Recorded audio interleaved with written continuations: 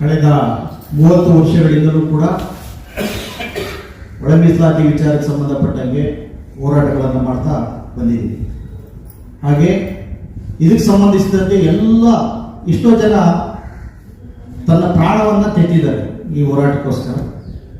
ಅವ್ರು ಹೇಳ್ತಿದ್ದಷ್ಟೇ ಸರ್ಕಾರಗಳು ಈ ಒಳ ಮೀಸಲಾತಿ ಜಾರಿಯನ್ನ ಮಾಡ್ಲಿಕ್ಕೆ ಬರಲ್ಲ, ಮಾಡಕ್ಕಾಗಲ್ಲ ಅಂತ ಹಲವಾರು ಪ್ರಶ್ನೆಗಳನ್ನ ಎತ್ತಿದ್ರು ಯಾರು ರಾಜಕಾರಣಿಗಳು ಮತ್ತೆ ಆಳುವ ಸರ್ಕಾರಗಳು.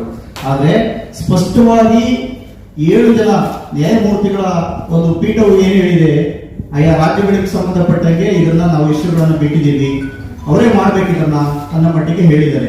ಆದ್ರೆ ನಮ್ಮ ಉದ್ದೇಶ ಇಷ್ಟೇ, ನಾವು ಯಾವುದೇ ರೀತಿಯಾಗಿ ಯಾವ ಪಾರ್ಟಿಗಳಲ್ಲಿ ಸೇರಿಕೊಂಡು ವಿರೋಧವಾಗಿ ನಾವು ಮಾಡಲ್ಲ. ಎಲ್ಲರೂ ಕೂಡ ಇಲ್ಲಿ ಏನು ಸಂಘಟನಾತ್ಮಕವಾಗಿ ವರ್ಕ್ ಮಾಡುವಂತ ಇಲ್ಲಿನವರು ಕೂಡ ಇರೋದು.